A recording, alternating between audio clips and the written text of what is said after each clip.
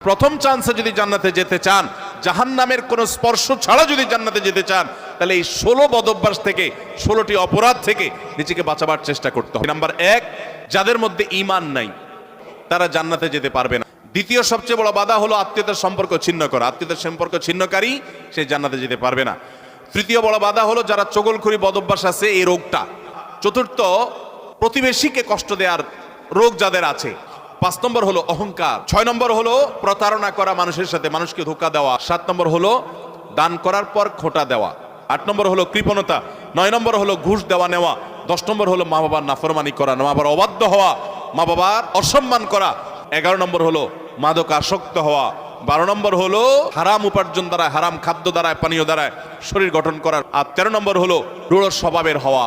14 নম্বর হলো গণক হওয়া। 15 নম্বর হলো ব্ল্যাক ম্যাজিক করা, ব্ল্যাক ম্যাজিশিয়ান। আর 16 নম্বর হলো সিল্কের পোশাক পরা।